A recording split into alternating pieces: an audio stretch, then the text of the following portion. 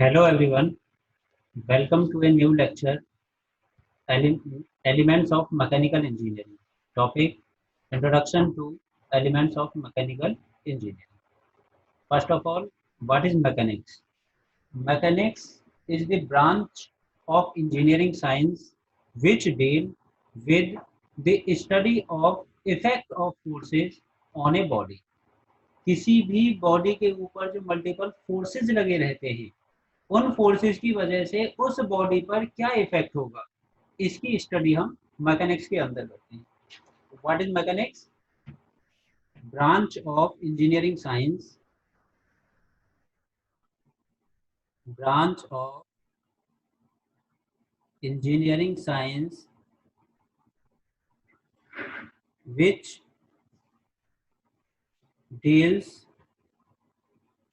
with the study of effect of forces on a body due to forces. तो body के ऊपर forces की वजह से जो इफेक्ट आएगा उसकी हम स्टडी करेंगे मैकेनिक्स के अंदर. अब बात करते हैं हम फोर्सेस की. यहाँ सबसे पहले शब्द आया force. What is force?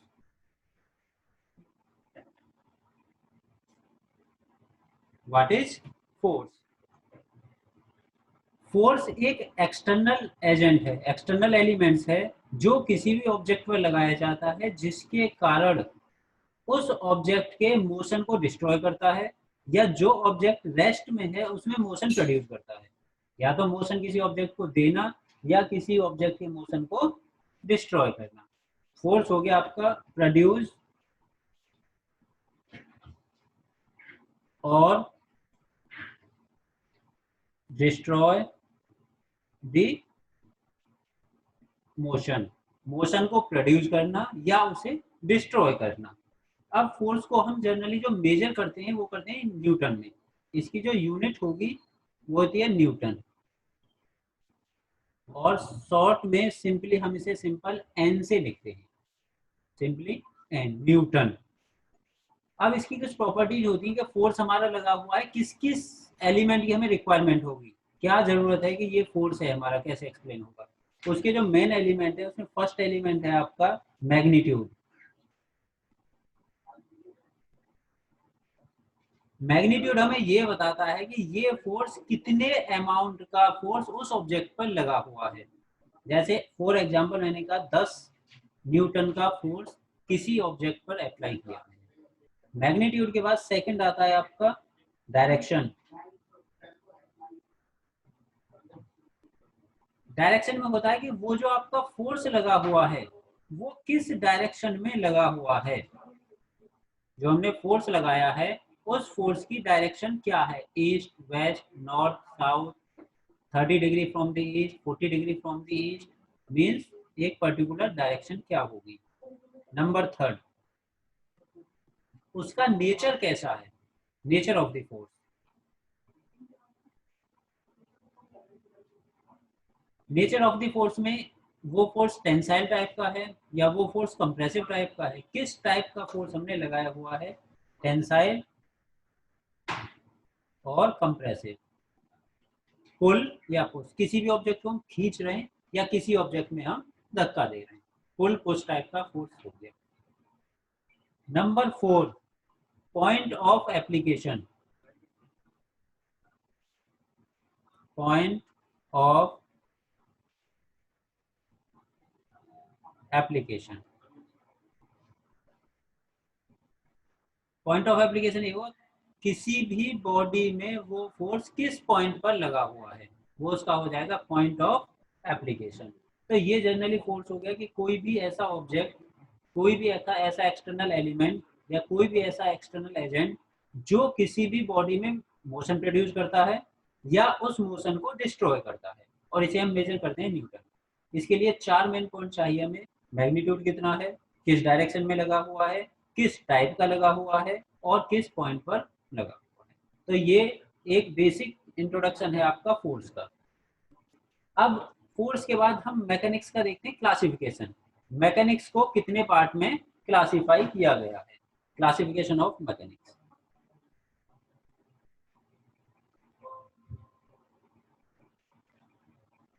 Mechanics को मेनली हम दो पार्ट में क्लासिफाई करते हैं। मैकेनिक्स को मेन दो पार्ट में क्लासिफाई किया जाता है। पहला क्लासिफिकेशन बॉडी के टाइप के हिसाब से कि किस टाइप की बॉडी यूज की हुई है, टाइप ऑफ बॉडी और बॉडी, बॉडी का टाइप क्या है उसके अकॉर्डिंग हमने क्लासिफाई किया है। दूसरा है मोशन ऑफ बॉडी, जिस बॉडी पर लगा हुआ है उस बॉडी में मोशन कैसा है। सेकंड हो गया इसका मोशन ऑफ बॉडी, बॉडी का टाइप और बॉडी का मोशन। टाइप ऑफ बॉडी को हमने फर्दर क्लासिफाई किया गया है। इसके अंदर तीन टाइप के क्लासिफिकेशन होते हैं।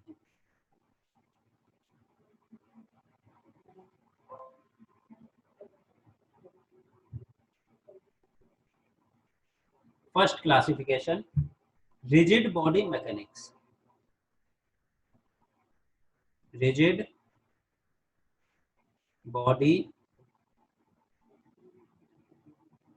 Mechanics, first classification. Second classification deformable body mechanism. Deformable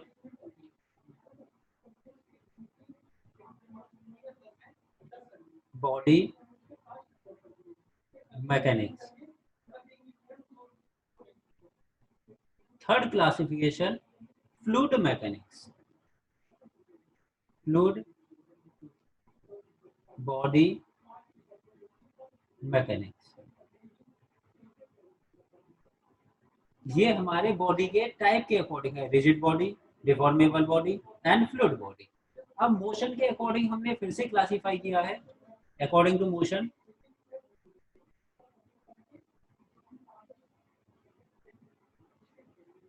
static and dynamic.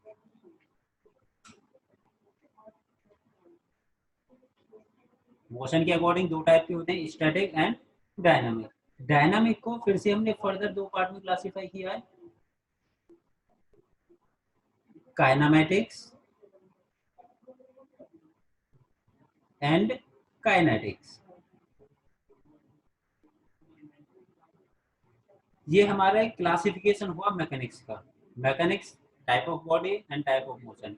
Body के according rigid body mechanics, deformable body and fluid body. Motion के अकॉर्डिंग स्टैटिक एंड डायनामिक। अब इन्हें डिटेल में हम देखेंगे। सबसे पहला है रिजिड बॉडी मैकेनिक्स। अगर हम रिजिड बॉडी की बात करें, एक ऐसी बॉडी जिसमें एक्सटर्नल फोर्स लगाने से उसकी डायमेंशंस में कोई चेंज ना हो। कोई भी ऐसी बॉडी जिसकी डायमेंशंस में कोई चेंज ना हो, जो उसके बीच के इंटरमोलिक्यूल्स हैं उनके बीच की डिस्टेंस चेंज ना हो, जैसी बॉडी है एज इट इज रहे। जैसे हमारे स्टोन्स होते हैं, कितना भी फोर्स लगाएं एज इट इज रहते हैं, उसमें कोई चेंज नहीं आता। डस्टर कोई चेंज नहीं होता। तो रिजिड बॉडी वो हो गई जिसमें dimensions change, no change in dimensions. No change in dimension ये भी कह सकते हैं कि इसमें कोई डिफॉर्मेशन नहीं होता। एक ऐसा ऑब्जेक्ट जिसमें कोई डिफॉर्मेशन ना हो, वो हो जाएगा हमारा रिजिड बॉडी मैकेनिक्स। इस रिजिड बॉडी मैकेनिक्स को ही हम बोलते हैं इंजीनियरिंग मैकेनिक्स। इसे बोलते हैं इंजीनियरिंग मैकेनिक्स। अब second classification deformable body mechanics. अब नाम से ही पता चला है deformable.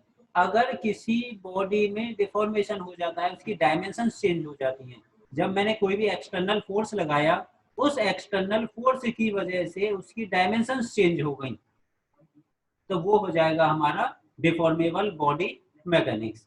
Change in dimension, change in dimensions में चेंज होगा, डिफॉर्म होंगी। अब डायमेंशन में चेंज हो रहा है तो ये भी फर्दर दो तरह से हो सकता है।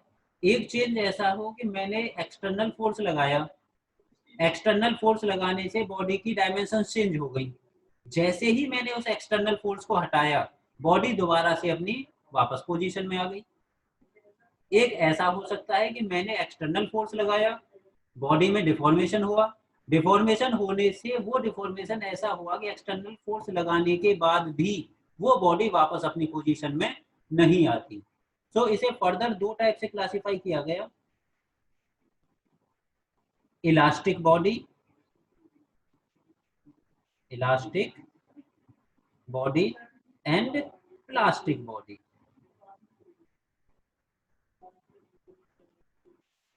इलास्टिक बॉडी में होता है कि अगर बॉडी वापस अपनी पोजीशन पर आ जाती है, regain its original dimension, regain its original dimension.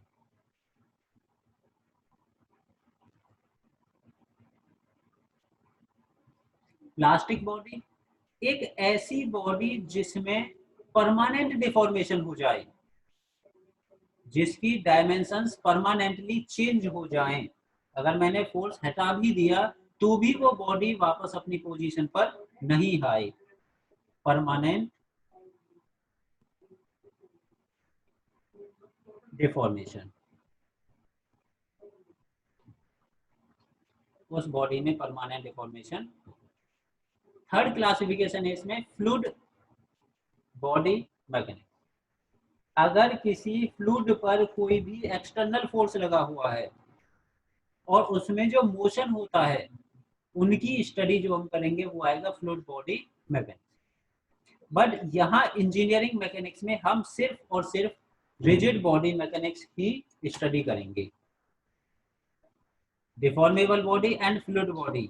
जो स्टूडेंट मैकेनिकल और सिविल के होंगे वो further second year third year में इस पार्ट की स्टडी करेंगे। ये हमारा हो गया टाइप ऑफ बॉडी के अकॉर्डिंग मैकेनिक्स का क्लासिफिकेशन। अगर अब दूसरे टाइप से क्लासिफाई करें, motion of a body, body के मोशन के हिसाब से, बॉडी कितनी वेलोसिटी से जा रही है, बॉडी स्टडी स्टेट में क्या कंडीशन है उसकी मोशन के अकॉर्डिंग देखें। इसमें दो टाइप से क्लासिफाई किया गया। सबसे पहला है स्टैटिक। अगर किसी बॉडी पर एक्सटर्नल फोर्स लगाने से उसमें कोई मोशन नहीं होता है, बॉडी अपनी स्टडी स्टेट कंडीशन में रहती है, उसकी कोई मोशन नहीं होगा, तो उसे बोलेंगे स्टैटिक, यानी कि body at rest, body at rest. जब बॉडी रेस्ट पर रहेगी उस टाइम की स्टडी होगी स्टैटिक। Second classification dynamic. अगर एक्सटर्नल फोर्स लगाने से बॉडी के अंदर मोशन हो जाता है, एक पर्टिकुलर वेलोसिटी से मूव करना स्टार्ट हो जाती है, वहां हम पढ़ते हैं डायनामिक। यहां पढ़ेंगे इन मोशन, इन मोशन। अगर हम मोशन की स्टडी करेंगे तो वो हमारा हो जाएगा डायनामिक। अब डायनामिक को फिर से दो पार्ट में क्लासिफाई किया गया है, एक है काइनेमेटिक्स, एक है काइनेटिक्स। जब मोशन होगा, इसका मतलब हमने कोई एक्सटर्नल फोर्स लगाया है, क्योंकि एक्सटर्नल फोर्स की वजह से मोशन होता है। जब एक्सटर्नल फोर्स लगाया है, उसके अंदर मोशन हुआ है, डिस्प्लेसमेंट हुआ, उसकी कुछ वेलोसिटी हो गई, उसका कुछ एक्सेलरेशन है।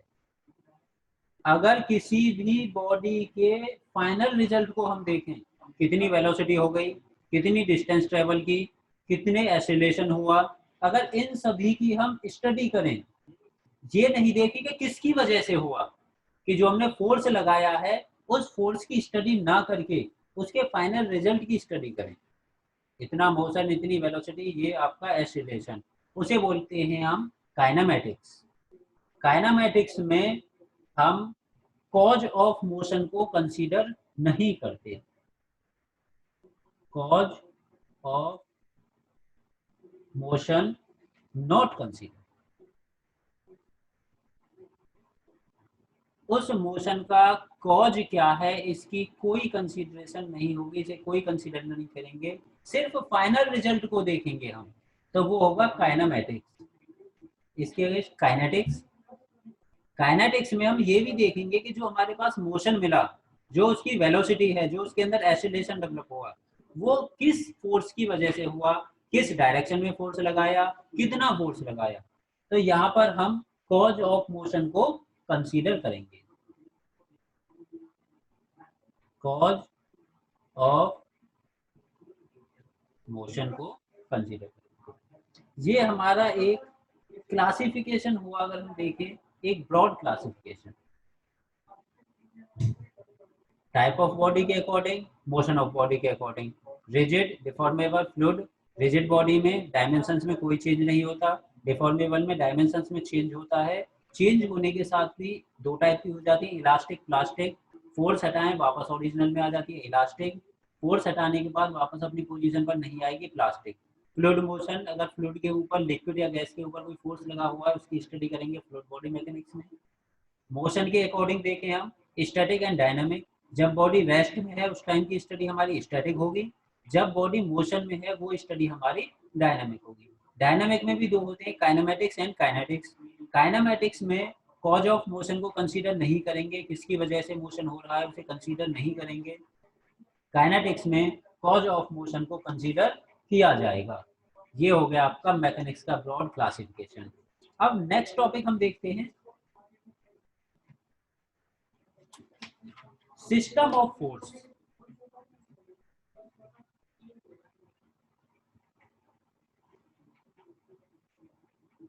System of force. System of force है क्या? अगर किसी भी ऑब्जेक्ट पर दो या दो से ज्यादा फोर्स एक्ट होते हैं तो उसे हम बोलते हैं सिस्टम ऑफ फोर्स। किसी भी डायरेक्शन में हो सकते हैं, किसी भी मैग्नीट्यूड के हो सकते हैं, किसी भी नेचर के हो सकते हैं। अगर किसी ऑब्जेक्ट पर, किसी भी बॉडी पर दो या दो से ज्यादा फोर्स एक्ट होंगे तो उसे हम बोल देंगे system of force. When when two और more forces act on a body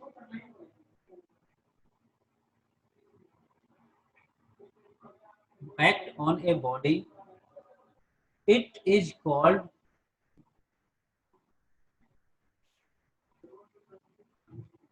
system of force।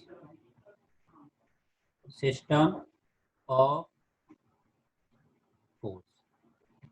जब किसी भी बॉडी के ऊपर दो या दो से ज्यादा फोर्स लगे होंगे उसे हम बोलेंगे सिस्टम ऑफ फोर्स। अब इसका ब्रॉड क्लासिफिकेशन देखेंगे। सिस्टम ऑफ फोर्स को कितने पार्ट में क्लासिफाई किया गया है, क्या क्या उसके क्लासिफिकेशन है।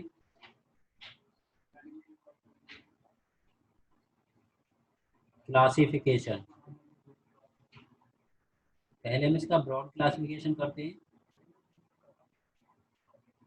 First classification, coplanar forces.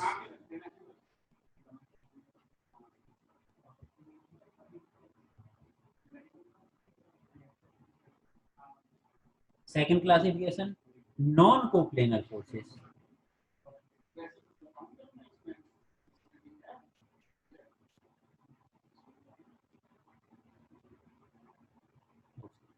अब कोप्लेनर फोर्सेस को सब पार्ट में फिर से डिवाइड किया गया।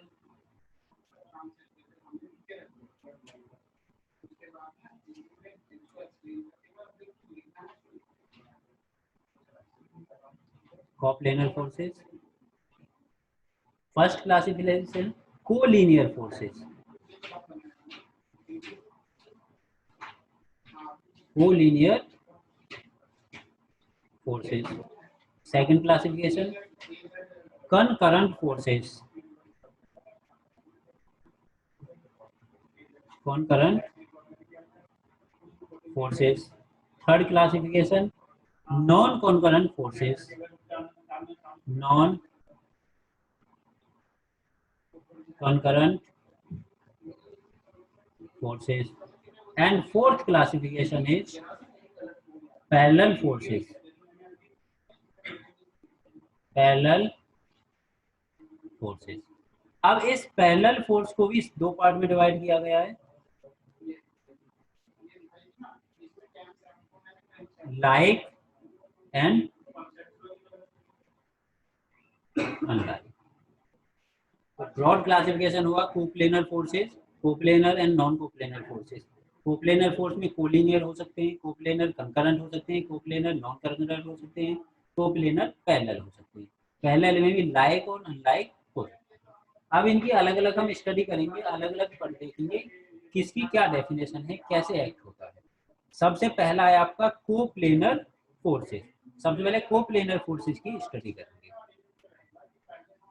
कोप्लेनर फोर्सेस,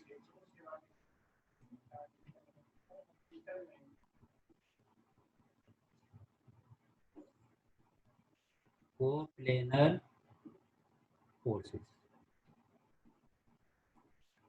कोप्लेनर फोर्स की बात कर रहे हैं, अगर कोई भी फोर्स, दो या दो से ज्यादा फोर्स एक ही प्लेन पर लगे हों तो उसे बोलते हैं coplanar force. Act on same plane, all forces act on same plane. अगर एक ही प्लेन पर लगे हुए हैं वो होंगे कोप्लेनर फोर्स। जैसे एक 2D ऑब्जेक्ट ये बना दिया, इसमें एक फोर्स ऐसे लगा हुआ है, एक फोर्स ये लगा हुआ है, कोई भी डायरेक्शन हो सकती है बट प्लेन सेम होगा, एक ही प्लेन पर लगे होंगे सभी, प्लेन में कोई चेंज नहीं होगा, वो होंगे कोप्लेनर फोर्सेस। अब बात करें non coplanar.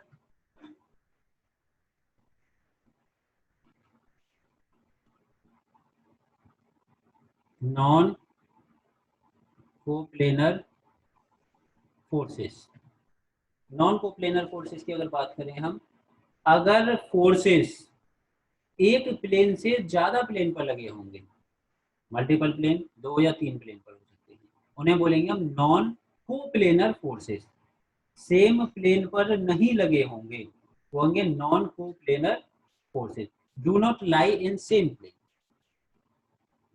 Do not lie on same plane, ये हो गए आपके नॉन कोप्लेनर। जैसे एक 3D ऑब्जेक्ट, एक 3D ऑब्जेक्ट बनाया,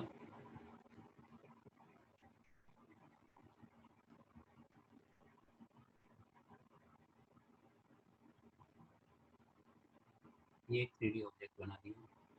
इस 3D ऑब्जेक्ट में एक फोर्स आपका यहाँ लगा हुआ है, एक फोर्स आपका इस प्लेन पर लगा हुआ है, एक फोर्स आपका इस प्लेन पर लगा हुआ है, सभी फोर्सेज आपके अलग अलग प्लेन पर लगे हुए हैं, तो ये आपका हो जाएगा नॉन कोप्लेनर फोर्सेस। सभी प्लेन अलग अलग हो गए। अब अगर बात करें हम कोलिनियर की, को लीनियर फोर्सेस, को लीनियर नाम से भी देखेंगे हम, को सेम लीनियर लाइन। अगर फोर्सेस, सभी फोर्सेज आपके एक ही लाइन पर लगे हुए हैं तो उन्हें बोलेंगे हम collinear forces. Act on same line, all forces, all forces act on same line. अगर सभी फोर्सेज एक ही लाइन पर लगे हुए हैं तो वो होंगे आपके कोलिनियर फोर्सेज। जैसे ये एक लाइन है, इसमें कोई फोर्स इस डायरेक्शन में लगा हुआ है, कोई फोर्स इस डायरेक्शन में लगा हुआ है, कोई यहाँ, तो ये फोर्सेज होंगे आपके कोलिनियर फोर्सेस। एक ही लाइन में लगे हुए forces collinear forces. कॉनकरेंट forces,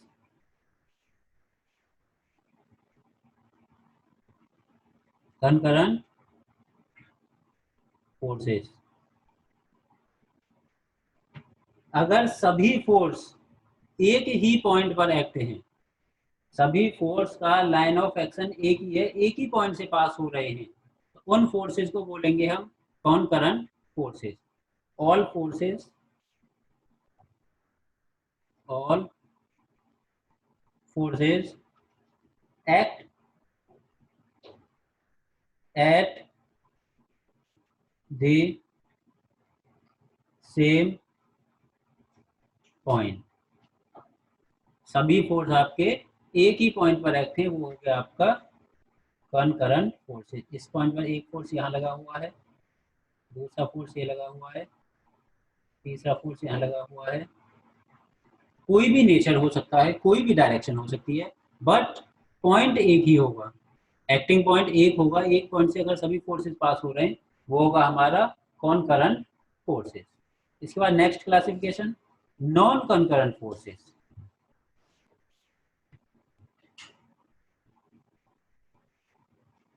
non कॉनकरेंट forces, कॉनकरेंट थे, एक ही प्लेन पर हो। नॉन कॉनकरेंट की बात करते हैं, डिफरेंट पॉइंट पर पास हो रहे हैं। कॉनकरेंट में एक पॉइंट से जा रहे थे सभी, अगर यहाँ डिफरेंट पॉइंट पर लगे हुए हों तो वो हो जाएगा non कॉनकरेंट forces. All the forces, all the forces act at different point। Different point पर लगे हुए हैं, जैसे एक ये लाइन, एक फोर्स लगा हुआ है इस पॉइंट पर, यहाँ एक फोर्स लगा हुआ है, यहाँ एक फोर्स लगा हुआ है, यहाँ। तो सभी फोर्स आपके डिफरेंट डिफरेंट पॉइंट पर हो गए, तो ये हो गया आपका नॉन कंकरेंट फोर्सेस। सभी का पॉइंट अलग अलग है। इसके बाद आते हैं parallel forces. Parallel forces, parallel forces, अगर सभी फोर्स एक दूसरे के पैरेलल रहें तो उन्हें बोलेंगे पैरेलल फोर्सेस। जैसे ट्रेन, ट्रेन की दो पटरी होती हैं, वो हमेशा एक दूसरे के पैरेलल होती हैं। अगर दो फोर्स कहीं भी मैच ना करें, आपस में मीट ना हो, तो वो होंगे आपके parallel forces. All the forces remains parallel, all the forces remains parallel to each other। yes, एक फोर्स हो गया ये,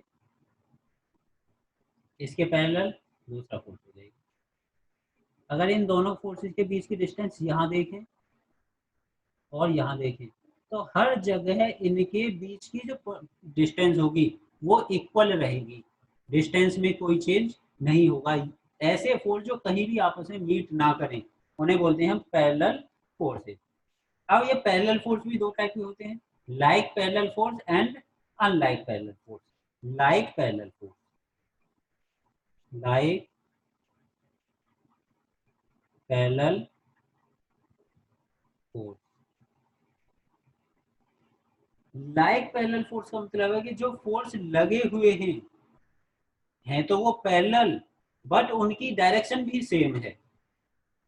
पैरेलल फोर्स अगर सेम डायरेक्शन में लगे हुए हैं तो उन्हें बोलेंगे हम like parallel force. Parallel force act in same direction।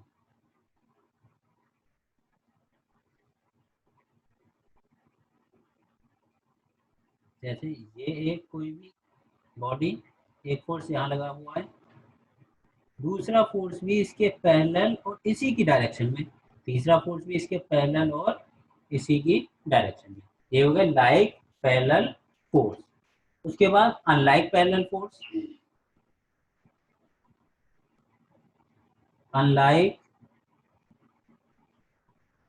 Parallel force, like का मतलब था कि सेम डायरेक्शन में होनी चाहिए पैरेलल फोर्स, अनलाइक उसका अपोजिट। अगर जो पैरेलल फोर्स लगे हुए हैं वो एक दूसरे के अपोजिट साइड में हैं, अपोजिट डायरेक्शन में हैं, तो उन्हें बोलेंगे हम unlike parallel force. Parallel force act, parallel force act in opposite direction. जैसे ये एक ऑब्जेक्ट, एक पैरेलल फोर्स लगा हुआ है यहाँ, दूसरा फोर्स इसके पैरेलल ही होगा बट अपोजिट डायरेक्शन में, तीसरा फोर्स किसी भी डायरेक्शन में हो सकता है। तो फोर्स तो पैरेलल ही होंगे बट उनकी डायरेक्शन अलग होगी। तो ये हमारा ब्रॉड क्लासिफिकेशन हो गया फोर्स का। सिस्टम ऑफ फोर्स पढ़ा है हमने यहाँ पर, उसका ब्रॉड क्लासिफिकेशन, क्या क्लासिफिकेशन करते हैं मैकेनिक्स, और उसका मैकेनिक्स का क्लासिफिकेशन कैसे क्लासिफाई किया जाता है, फोर्स की डेफिनेशन, ये हमने फर्स्ट लेक्चर में पढ़ा है। फर्स्ट लेक्चर में ये कंप्लीट। Okay, thank you.